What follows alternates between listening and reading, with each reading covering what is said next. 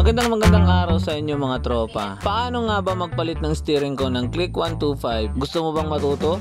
Let's go! Ang motor na gagawin natin ngayon ay Click 125 at ang issue nito, steering cone. Dalawa ang sintomas pag sira ng steering cone. Una, kapag pumipigil siya sa gitna. Pangalawa ay kumakalog na siya kapag dumadaan sa lubak. Gamit nga ang special tools na to na Star Allen, tanggalin natin yung dalawang Star Allen bolt na yan sa cover niya sa harap. Paalala ko guys na isave nyo lahat ng mga bolt na tatanggalin nyo. At pag natanggal nyo na, tanggalin nyo yung parang letter V na yan na cover sa harap. Tanggalin din yung dalawang 10mm na yan. At tanggalin nyo rin yung screw bolt dito sa ilalim na magkabilaan. At ang pinakahuli, tanggalin nyo yung pinaka push lock o yung plastic na lock dyan sa may part na yan. Sa pagtatanggal ng plastic lock na yan, kumuha lamang kayo ng matigas na bagay at sundutin nyo yung gitna. At matik na luluwag na siya. Tanggalin yung dalawang screw bolt ng dalawang 10mm and make sure na itatabi nyo guys. Sa pagtatanggal naman ng front cover guys, ganito yung ginagawa namin. Patakin mo yung inner cover niya galing sa kanyang front cover. So hindi yan siya mapupunit o masisira guys kasi makunat naman yung cover na yan. Kailangan guys mahugot nyo yung blue na yan. Pag natanggal nyo na yun sa taas, ibuka nyo ng bahagya yung cover sa ilalim tulad sa video. So same process tayo guys pati sa kabilang side. Ganon din ang gagawin natin kung anong ginawa natin sa kabila. At pagkatapos na nga guys, hawakan nyo yung cover sa ilalim at yung cover sa taas at sabay nyo babatakin. Ganon din sa kabila para mapaghiwalay nyo yung front cover at saka yung inner cover niya. So guys, please sundan nyo na lang yung video. At kapag napaghiwalay nyo na guys, bunutin nyo yung socket na yan sa kanyang headlight. Tanggalin na rin natin ang lahat ng dapat tanggalin. Yung axle at saka yung dalawang Star Allen na yan.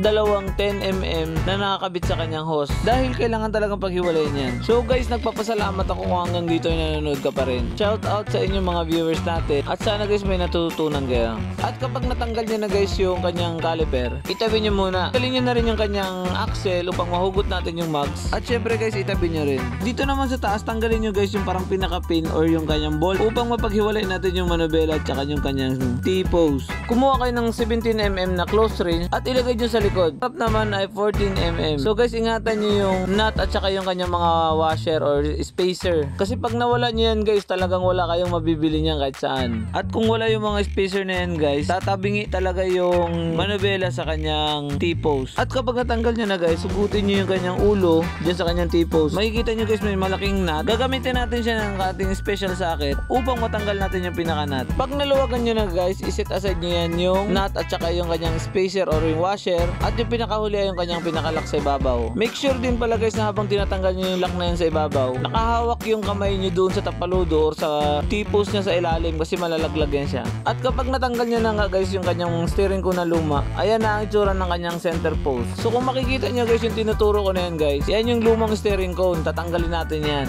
Gamit ang ating lumang flat screw na ginawa na natin pang sinsil, titirahin natin siya sa gilid hanggang sa matanggal natin yung pinaka-steering cone mismo. At yan guys yung lumang steering cone, makikita nyo. Nagkakaroon ng kanal yan guys kaya nasisira. Ang sunod na naman nating tatanggalin ay yan yung kanyang inner na steering cone taas baba. Gamit naman nating lumang telescopic, ito naman ang gagamitin natin pang tanggal at pupukpukin natin upang matanggal natin yung mga natirang steering cone sa kanya tube. So yun guys, makikita nyo dyan na natanggal natin yung kanyang mga lumang steering cone. After na nga natin matanggal guys, linisan muna natin yung kanyang paglalagyan. After nating malinisan guys, ito naman ang ating brand new steering cone na ipapalit. Ang tawag namin dito ay ball bearing. So guys, wag na wag kayong gagamit ng knuckle bearing. Not recommended yan guys. Dito naman guys sa ating steering cone bearing, makikita nyo guys na magkaiba yung size niyan. Yung mas maliit ay sa kanyang ibabaw at yung mas malaki na sa ilalim. So unahin muna natin yung kanyang ibabaw. Sa steering cone bearing guys, yung mas malaki, yan yung pinaka housing.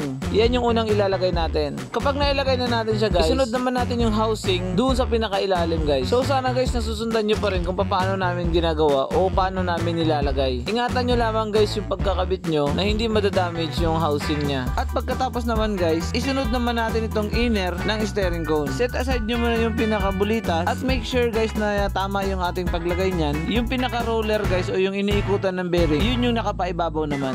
At yung wala namang iniikutan ng bearing ay nasa parteng ilalim. Kung may malaki kayong tubo, yun yung mas magandang pang sinsil dyan. Pero since na wala kaming tubo, yan lang muna ang gamit namin sa ngayon guys. After ko naman siyang malinisan guys, nilagyan ko na siya ng grasa doon sa pinaka-roller niya. At ganito naman guys yung tamang paglagay ng bulitas. Make sure guys na nakapaibabaw siya, or pwede rin guys tandaan nyo na lang kung paano nyo kinalas doon sa unang pagtanggal nyo sa kanyang lagayan ng bagong steering cone bearing. At kapag nalagyan nyo na nga ng grasa guys, yung sa ibabaw na parte naman yung ilalagay natin. Lagyan nyo rin ng grasa at ilagay nyo rin yung kanyang pinaka-bulitas. Lagyan nyo rin ng grasa yung pinaka-roller niya. Saka nyo yung salpak guys. So sana guys nasusundan nyo pa rin. Maraming salamat sa inyong mga suporta. Tulungan nyo naman ako guys na maparami pa tayo at mas marami pang maaabot ng ating mga video sa pamamagitan ng ating pag-share. At ngayon naman guys, oras na para ibalik natin ang mga tinanggal natin. I-ready muna natin yung pinaka-nut na malaki sa ibabaw. Saka natin ipasok yung kanyang pinaka-T-post at make sure guys na tatagos siya at lalabas yung kanyang pinaka-thread para mapakapit natin yung pinakamalaking nut na yan at mahigpitan natin. At kapag lumabas na ngayon thread, ikutin natin ng sagad hanggang sa maghigpit siya. At pagkatapos guys, iliko-liko nyo yung kanyang pinakatapaludo para mararamdaman nyo kung may problema pa ba siya o wala na. Uyugin nyo rin guys para alam nyo kung may clearance pa o wala na. At pagkatapos guys, sinsilin natin ito ng dahan-dahan. At kapag naramdaman yung medyo tumigas na siya, ibalik na natin yung kanyang pinaka-washer o yung spacer, saka ilagay natin yung pinaka-nut sa ibabaw. Syempre wag nyo rin kakalimutan na higpitan. At pagkatapos, iliko-liko nyo rin yung kanyang tapaludo muli para maramdaman nyo kung okay na ba yung tigas o hindi pa. So kapag hindi pa guys, adjust kayo ng konti. At kapag okay na ang lahat guys, ibalik na natin lahat ng mga tinanggal natin. Make sure lamang guys na maibabalik natin sila ng tama. Pagbabalik naman ng lock sa kanyang liig, ganyan lang guys yung ginagawa namin. At iwasan nyo guys na mahulog yung nut sa likod. So kapag naibalik nyo na guys, higpitan nyo mabuti yan. So pa-comment naman guys kung talaga nasusundan nyo at may natututunan kayo. After natin mahigpitan yung liig, ibalik naman natin yung kanyang caliper at saka yung lahat ng mga nut at bolt na tinanggal natin. At ito na nga guys ang ating finished product. Pinapasubok na natin sa may-ari kung talagang may kalug pa wala na. At syempre hindi mawawala ang test drive. At ayun na nga, napa-approve pa ang ating customer. Sa mga nakakilala sa kanya guys, pa-comment na lang. So maraming salamat sa inyo guys. Sana may natutunan kayo. Sana malaking tulong ito sa inyo yung mga tinuturo namin. So guys, pa-follow na lang at pa-share na lang ng ating mga video para mas marami pang makakapanood. Maraming salamat sa inyo. Paalam.